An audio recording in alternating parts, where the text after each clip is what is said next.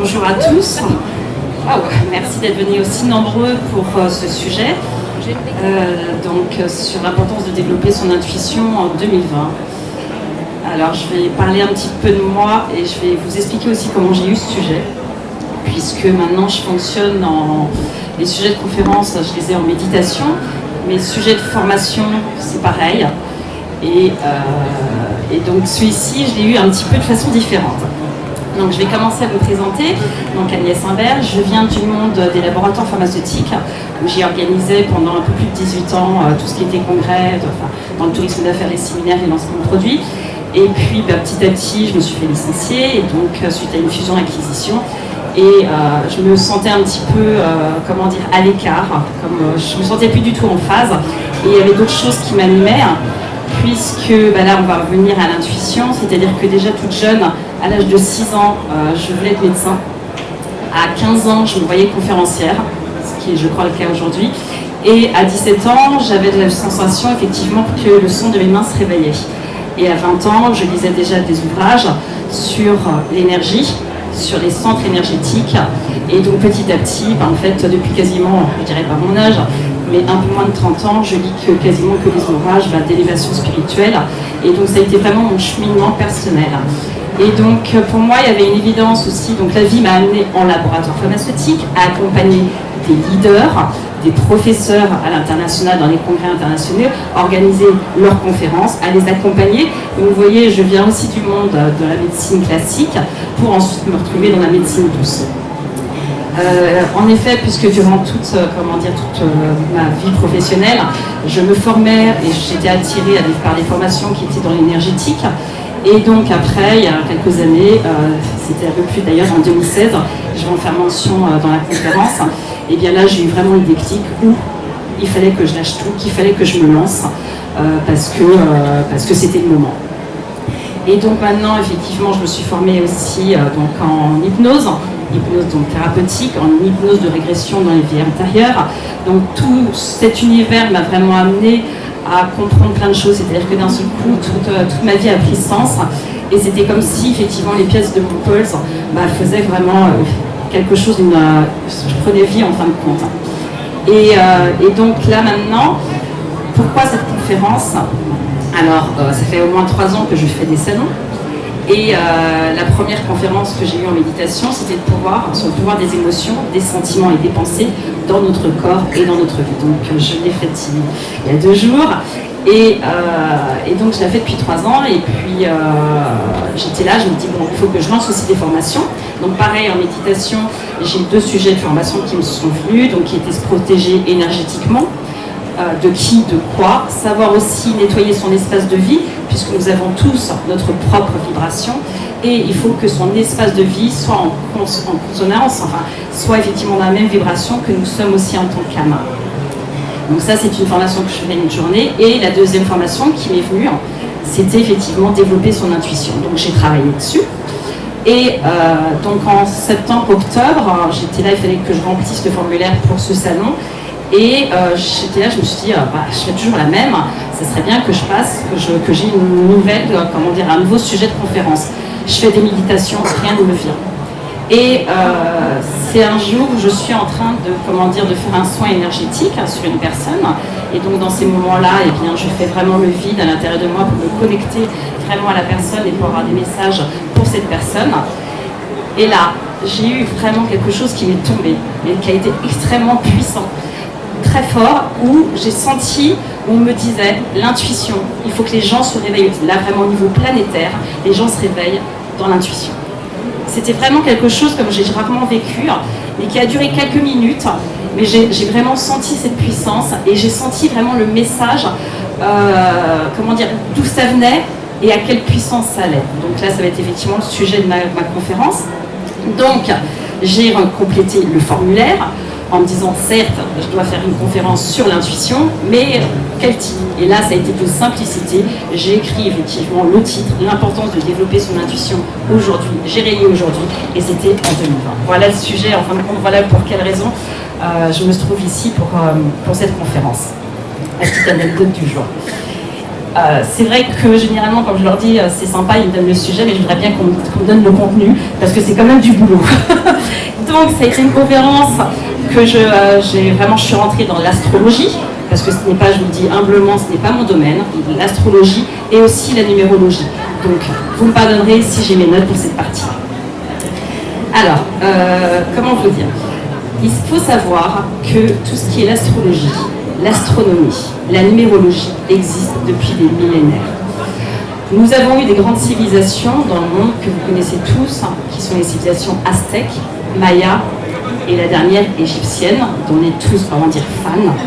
Et cette grande civilisation, dont je vais parler égyptienne, principalement, elle a duré quasiment plus de 3000 ans et donc a fait son déclin en moins de 30 avant Jésus-Christ, donc au moment de l'invasion de l'Empire romain.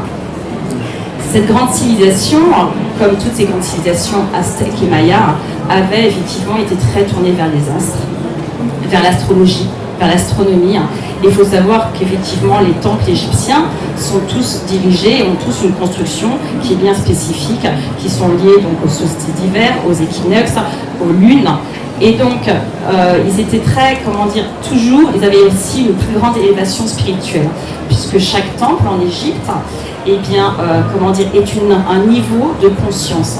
Donc, ils choisissaient des jeunes, tout de suite, alors très jeunes, quand ils avaient 3-4 ans, parce qu'ils savaient qu'effectivement, ils avaient déjà un niveau de conscience qui était éveillé, pour en faire des prêtres et des prêtresses, et qui mettaient effectivement dans des temples, pour ensuite évoluer, c'est-à-dire pour travailler par exemple sur les émotions, pour travailler sur les pensées, pour travailler sur la réincarnation. Et donc ces prêtres et ces prêtresses étaient là effectivement pour élever le niveau de conscience, pour ensuite, perdurer aussi leurs connaissances. Cette grande civilisation égyptienne, elle est tellement importante que notre ancien François Mitterrand, ancien président, a quand même fait construire une pyramide au milieu du Louvre, que François Mitterrand a également fait construire l'Arche de la Défense. Il faut savoir que l'Arche de la Défense fait référence à l'Arche de Noé, mais il faut savoir aussi que sa construction est très proche des chiffres, des chiffres qui ont été utilisés pour construire les pyramides. Notre président actuel, Macron, a aussi choisi la pyramide pour faire son investiture. Et c'est pareil, par exemple le dollar, il y a une pyramide avec un œil tout en haut de la pyramide.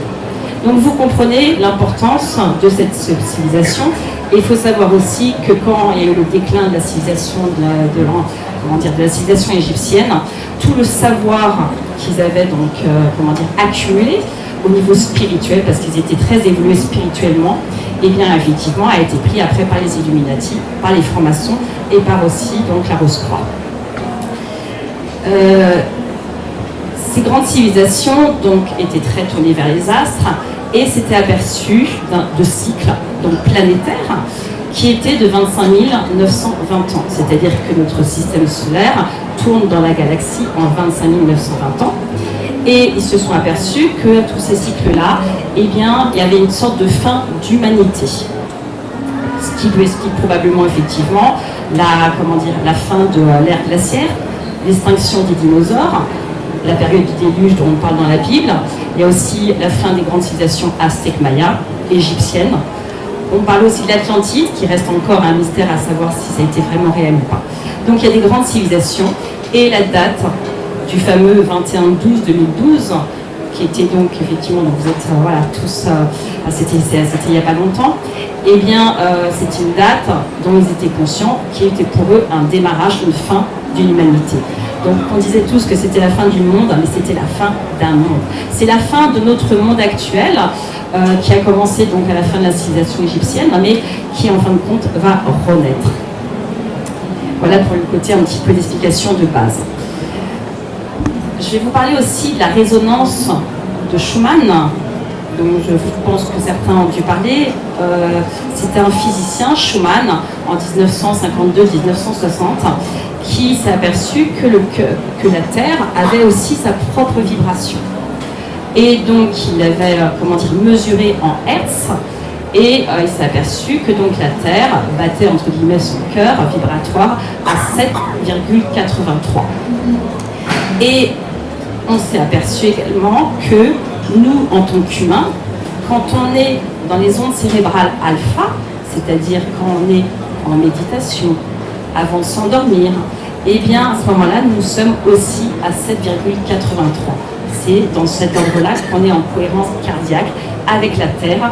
Et il faut aussi savoir que les animaux, eh bien, sont aussi dans cette même vibration de Hertz. Depuis 1980, la résonance vibratoire Schumann est en train d'augmenter. Et il y a eu une accélération en 1997. Et depuis, elle est passée à 12 Hertz. Quelles sont les conséquences? C'est que cette augmentation vibratoire de notre planète, qui elle aussi a sa vibration comme nous l'avons, eh bien, impacte automatiquement sur nous. Puisqu'elle s'élève vibratoirement, mais nous également. Et donc actuellement, eh bien, on peut dire, d'ailleurs vous l'avez aussi remarqué, que le temps n'est plus le même par rapport à nos parents, c'est-à-dire que 24 heures correspond en fait à 16 heures, avec cette augmentation de vibratoire de notre planète. Voilà, donc maintenant je vais prendre une note. Pour vous parler donc de 2019, qui vient de s'achever, alors c'était effectivement une année de transition, puisque 2019 est la fin d'un cycle, car en numérologie, eh bien, ce sont des cycles de 9 ans, et donc qui a commencé en 2010. Donc 2019 était vraiment cette année de fin, de transition, qui préparait 2020. C'est aussi comme un trait d'union entre deux chaises à se poser des questions sur le sens de la vie et sur notre avenir. Je ne sais pas si ça a été votre cas, mais moi je sais qu'effectivement beaucoup de ma clientèle se posait des questions, et là depuis début janvier, j'ai beaucoup de personnes qui me demandent quelle est ma mission de vie, et ça va être le cas effectivement en 2020. C'était une année 12 qui correspond, donc là je fais référence au pendu, aux cartes du tarot de Marseille. Donc le 12 c'était le pendule. Et c'est tout ce qui est donc lâcher prise, c'est de s'abandonner à quelque chose et à s'ouvrir au possible, à l'universel. C'était aussi une année d'introspection et même de, moi ça a été mon cas, de suspendre certaines choses. C'est-à-dire comme si on avait des prises de conscience et on se disait c'est bon, ça j'arrête. Ça j'arrête parce que je fais des répétitions de schémas et là je l'ai compris, donc on suspend un instant pour faire une introspection intérieure. 2019, c'était également donc 12, ça fait 3, et pareil en numérologie, eh bien voilà, c'est de 0 à 9.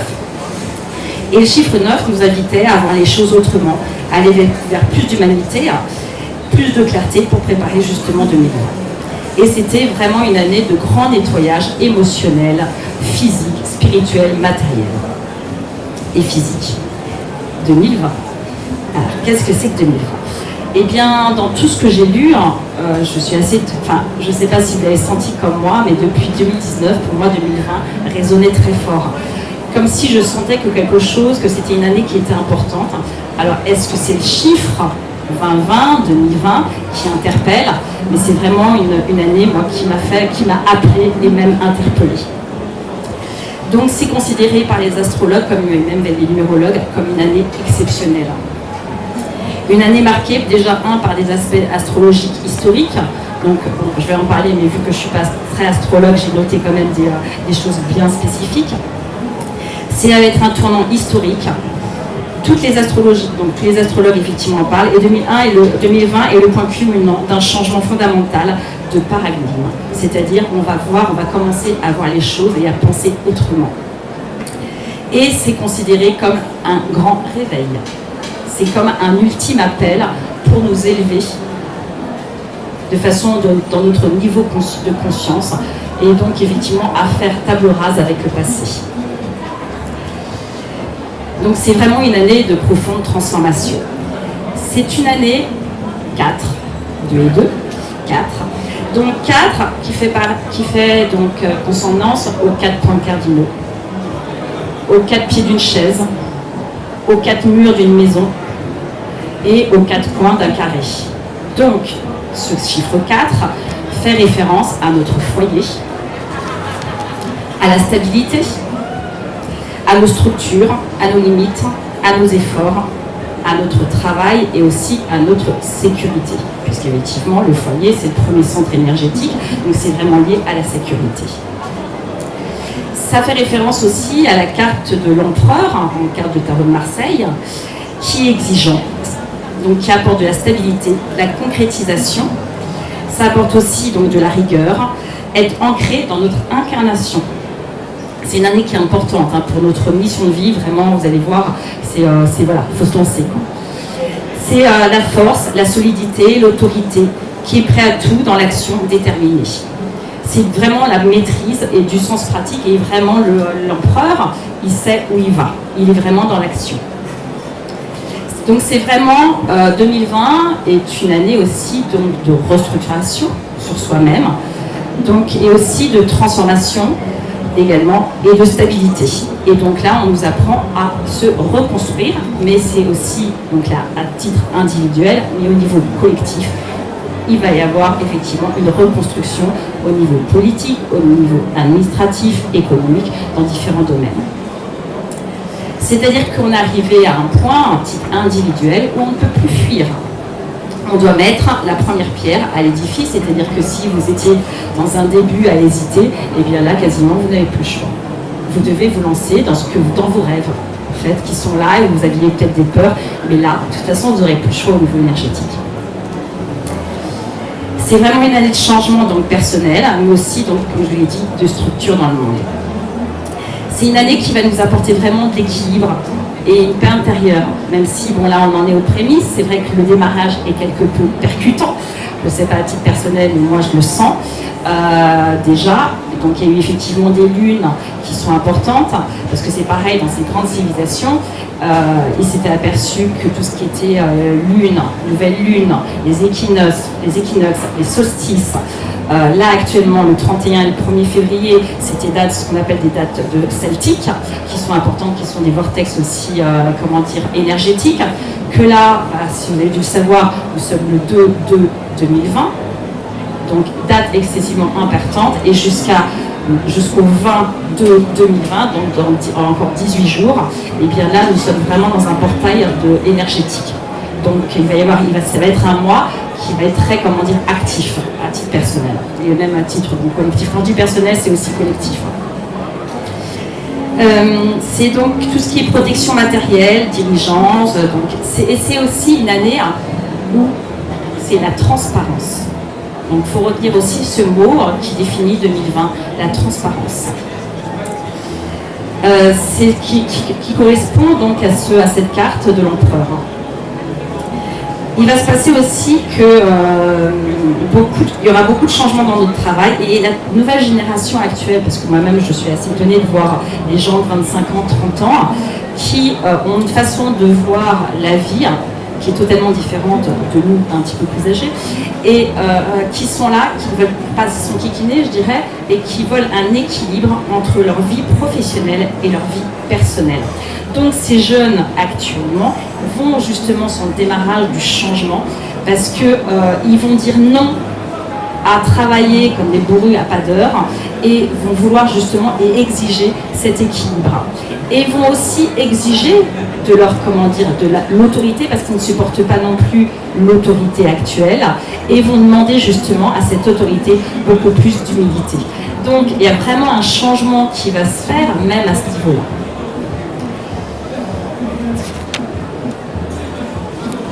Donc ça sera une année aussi favorable pour le travail avec transparence. En numérologie, c'est donc j'ai regardé un petit peu, c'est donc 2020, le chiffre 2. Le chiffre 2 correspond au service aux autres.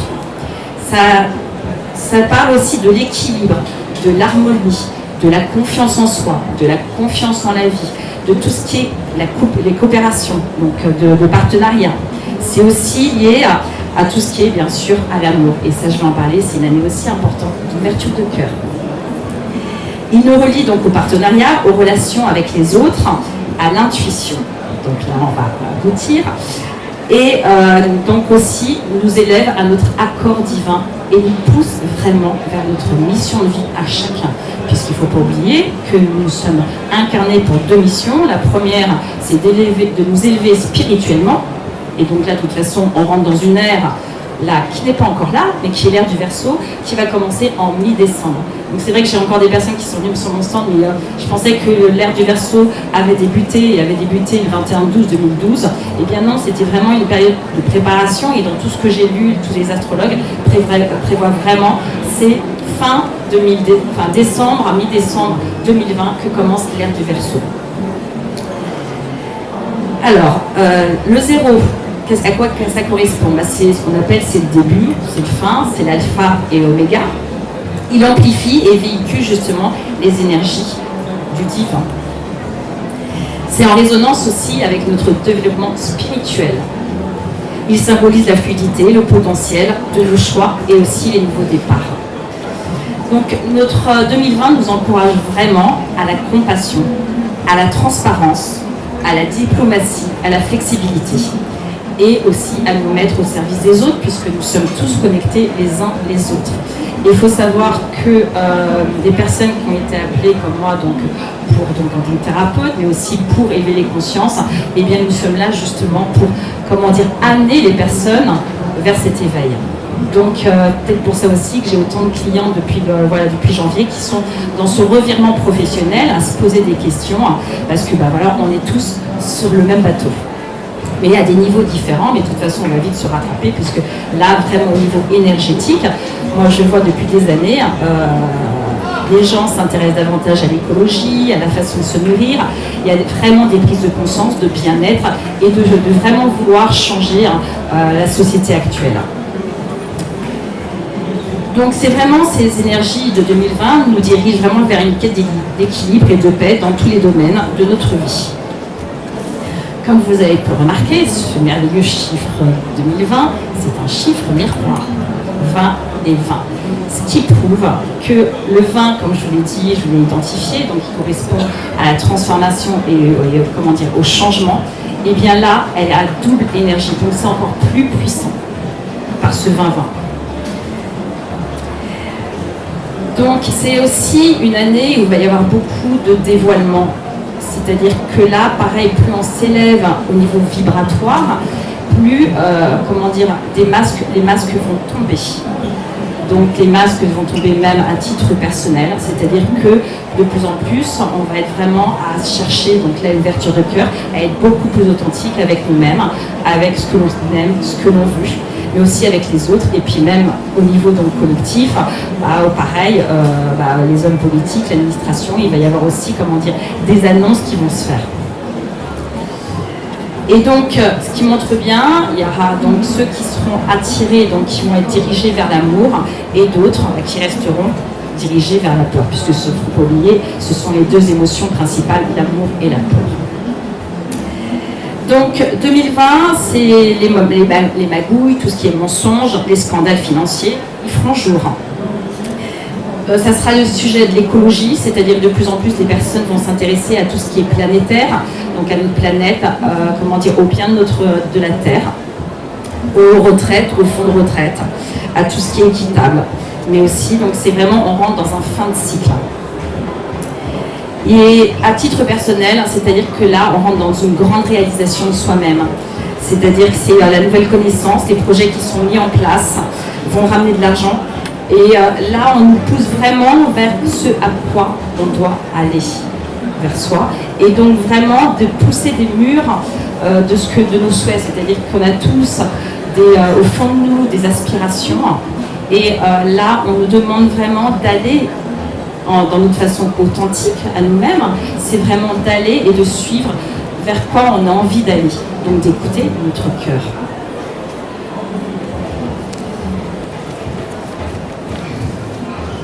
Il y aura des changements aussi dans l'éducation, puisque les jeunes d'aujourd'hui, déjà ceux de 20 ans actuels, vont commencer à amorcer vraiment le changement, et c'est pareil au niveau de l'éducation. Il se passe, c'est que vu qu'on est en train de s'élever au niveau vibratoire, toutes les structures actuelles ne correspondent plus du tout à notre niveau de conscience. Donc c'est vraiment une année de destruction, et donc on le voit par les manifestations. Il faut savoir qu'il y en aura sûrement d'autres, qu'il y aura aussi au niveau planétaire, puisque tout ça c'est donc au niveau planétaire dans le monde, donc ça va faire ricochet pour que toutes les anciennes structures s'écroulent, pour pour qu'il y en ait des nouvelles qui correspondent plus à notre niveau de conscience. Il faut prévoir, en effet, dans ce que j'ai lu, une crise économique mondiale qui sera entre mai et septembre. Il y aura beaucoup plus aussi de catastrophes naturelles, puisque les anciens, donc les grandes civilisations, s'étaient aperçus, pareil, que tous les 25 920 ans, il y avait aussi des changements climatiques. On le voit, qui fait relativement doux aujourd'hui. Mais on a vu aussi dernièrement, vous avez vu les incendies en Australie, vous avez vu aussi tout ce qui est les inondations qu'on a en France. Il y a eu aussi un volcan qui s'est réveillé il n'y a pas longtemps. Tout ce qui est l'épidémie chinoise actuellement fait partie de tout ça. Voilà, donc fait partie vraiment de ce cycle. Et donc dans ce que j'ai lu, il y aura à nouveau une grande vague de septembre aussi à décembre. Donc 2020, c'est vraiment de retrouver sa puissance personnelle, c'est réveiller sa sagesse intérieure, c'est nous harmoniser avec notre mission d'âme, c'est transformer nos rêves en réalité, c'est voir grand tout en travaillant sur les détails, c'est faire vraiment confiance en la vie, mais aussi en soi-même. C'est retrouver vraiment sa puissance qui est personnelle, qui est à nous. Et c'est propice effectivement à la création de nouveaux projets. Donc vraiment ce que vous avez dans vos têtes, je vous invite à vous lancer. C'est le moment. Et c'est vraiment une transformation de l'humanité, ça va être aussi une transformation de notre façon de penser. Et là, je vais vous en parler effectivement avec l'intuition. Donc, on se reconnecte à notre chemin de vie et on va faire vraiment les choses à notre niveau de conscience. Effectivement, c'est donc une ère qui est bien plus élevée énergétiquement. Il se passe, c'est que, je vais accélérer un petit peu parce que voilà, il y a des alignements qui sont donc Jupiter, Saturne et Pluton qui est actuel et qui suscite justement des grands nettoyages du passé, autant dans nos vies personnelles que dans celles des collectivités. Notre tâche consiste effectivement à délester vraiment le passé, parce que, comme vous avez pu voir, donc déjà en 2019, on sentait qu'il fallait nettoyer des choses, et c'est parce que le fait de rentrer dans une nouvelle ère, et parce que l'ère du Verseau va durer 2600 ans. Parce que, comme je vous l'ai expliqué au début, 25 960 années, donc qui est ce qu'on appelle l'année stellaire, les anciens, les grandes civilisations la divisaient en 12 signes, ce sont les 12 signes zodiacales, qui durent chacun 2600 ans.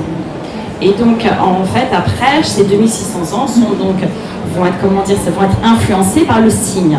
Là, on sort de 2600 ans de l'ère du Poisson, et donc là, nous rentrons donc dans 2600 ans de l'ère du Verseau.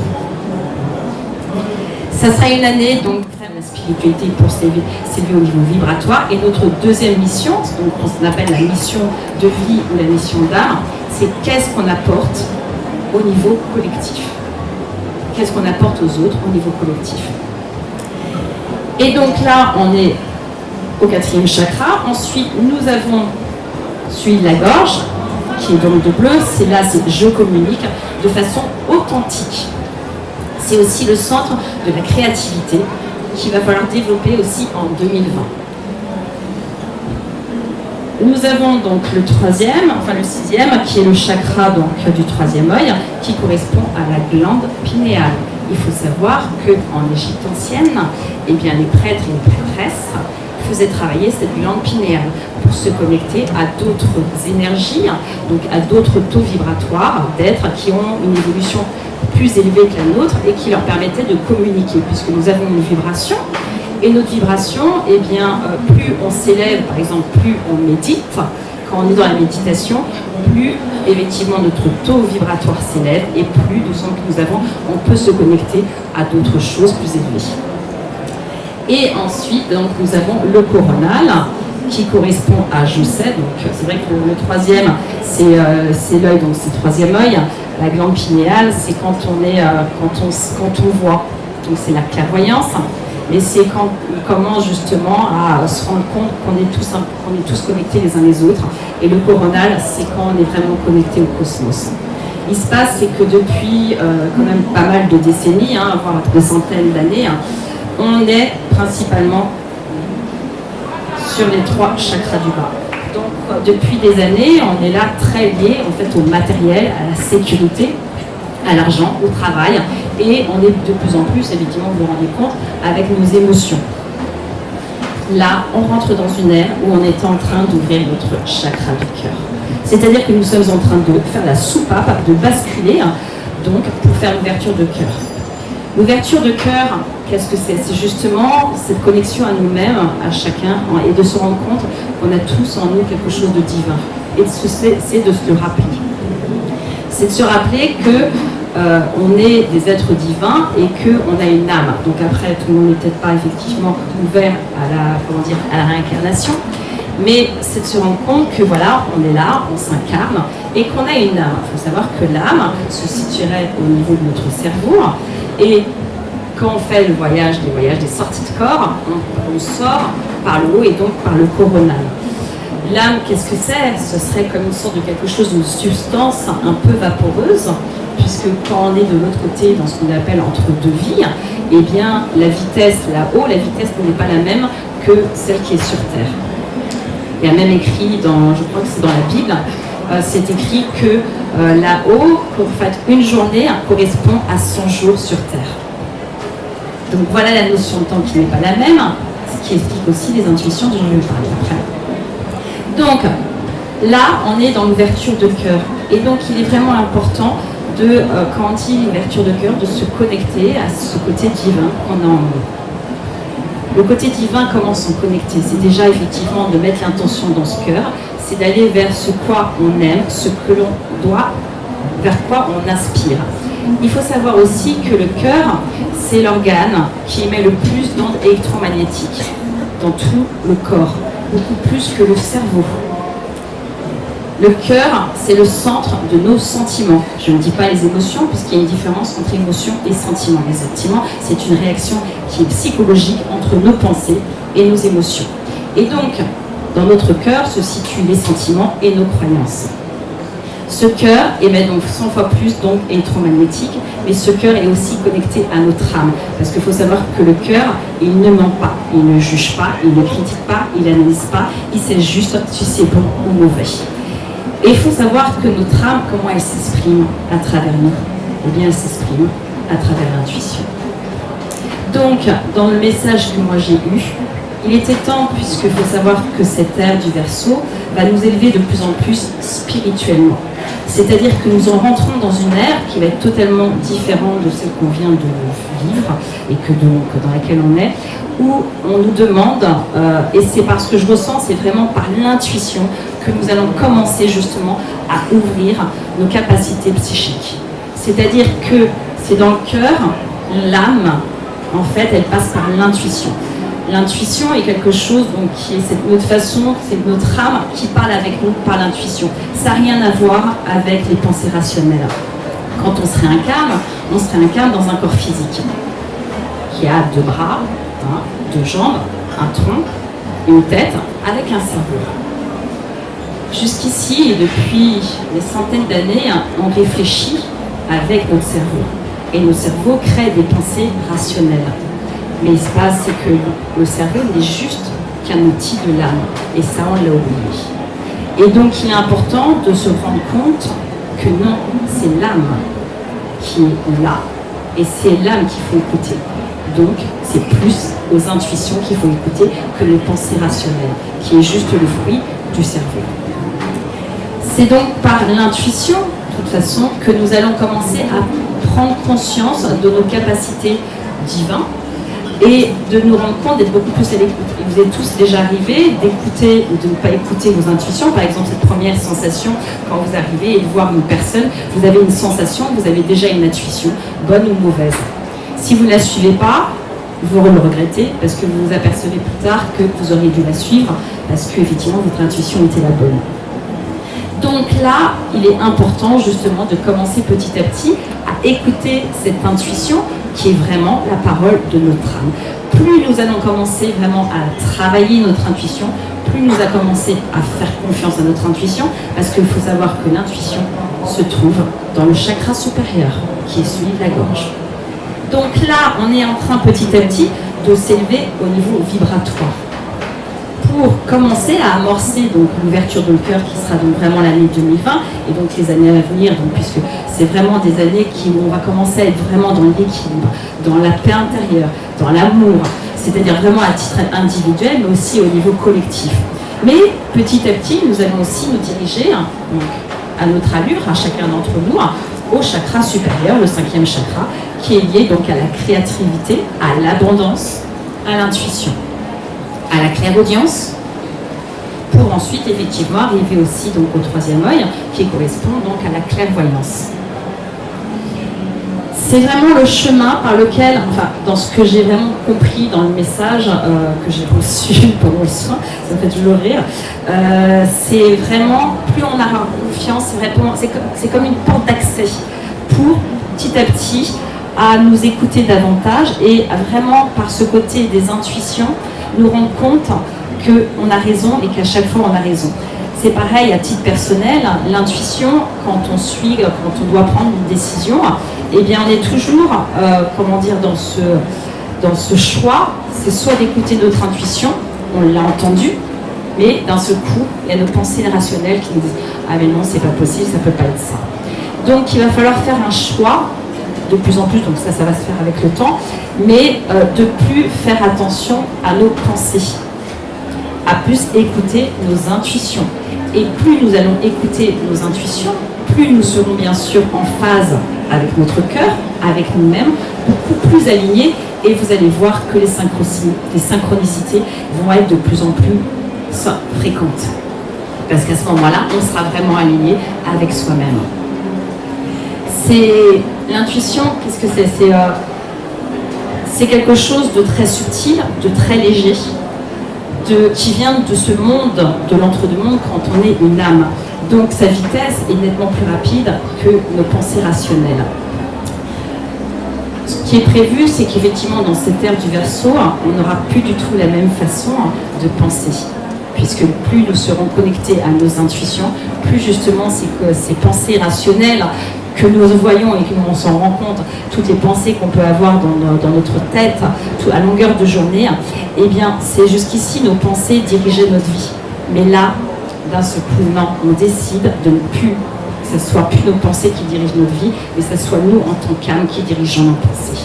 Donc il y a vraiment un changement qui va se faire vraiment dans ce millénaire, puisque 2020 c'est vraiment le démarrage, je vous ai dit, où on commence à se réaligner vraiment avec soi-même et pour vraiment amorcer donc cette année de l'ère du Verseau, et ce qui fait que dans 100 ans nous ne serons plus du tout les mêmes et on pensera mais vraiment différemment, puisque on aura vraiment développé cette intuition, on fonctionnera vraiment au feeling et on développera aussi toutes ces capacités qui sont métaphysiques, qui sont en nous déjà.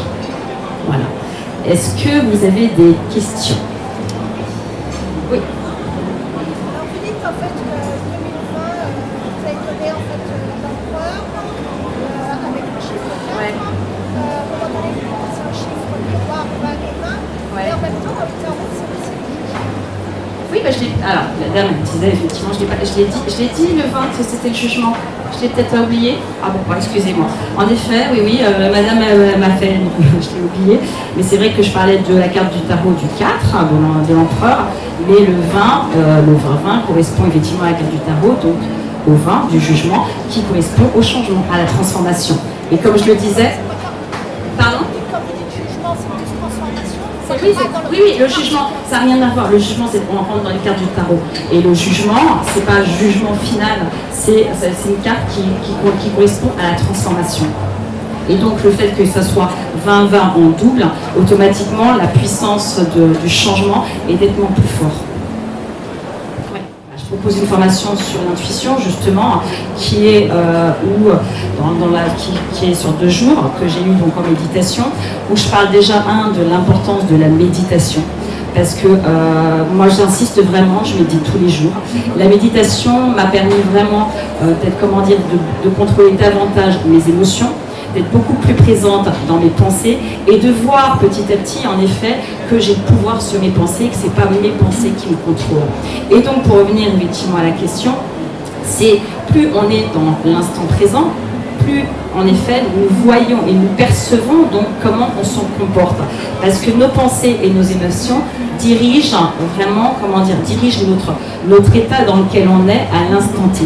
C'est-à-dire que nos pensées et nos émotions sont les miroirs de notre vie.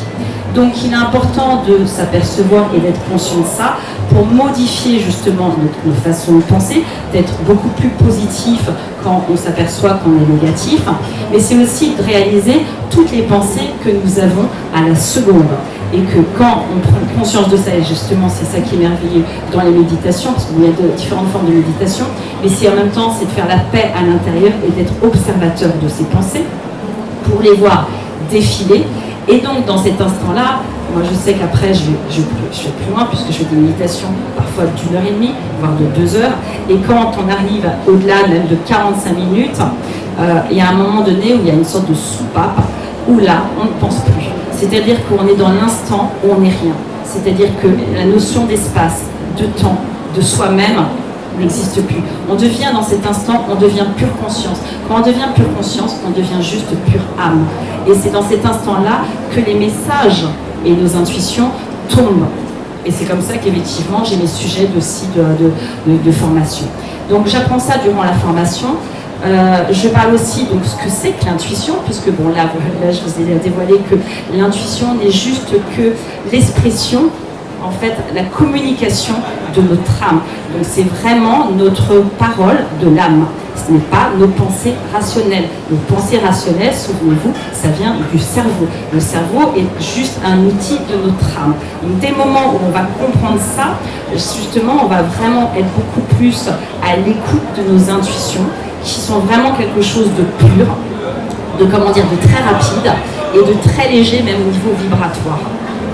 Donc je fais, dans la formation, j'explique ce que c'est que l'intuition, j'explique ce que c'est que les pensées rationnelles, pour vraiment distinguer l'intuition aux pensées rationnelles. Je parle de cette fameuse glande pinéale, parce que la glande pinéale, c'est l'un aussi, avec le cœur, c'est l'un des organes les plus importants. Et il faut savoir que la glande pinéale, c'est quelque chose d'extrêmement qui fait quasiment 3 mm. Ce sont des mini-cristaux d'agate. Et donc, cette glande pinéale, elle est complètement calcifiée par l'eau potable, parce que l'on mange, mais aussi, il est important de la réveiller par notre alimentation, mais aussi par la méditation. Cette glande pinéale, c'est vraiment notre connexion. Il faut savoir, dans ces grandes civilisations, principalement, je vais passer à la dernière égyptienne, ils travaillaient ils méditaient, c'est-à-dire que tous les prêtres et les prêtresses dans les temples, donc dans les pyramides, puisque c'était les pyramides, c'était des temples, étaient là à méditer, et principalement, il y avait des vases, qui étaient entourés de vases d'agate, qui faisaient effectivement comme les bols en cristal, pour pouvoir s'élever, réveiller cette glande pinéale qui d'un seul coup vibre et c'est comme notre antenne. Il faut voir cette glande pinéale comme une antenne. Donc je parle de cette glande pinéale, de ce que c'est. Je fais donc aussi des méditations de la glande pinéale. Je parle dans l'information de la cohérence cardiaque. La cohérence cardiaque, c'est quand notre cœur est en cohérence avec le cerveau.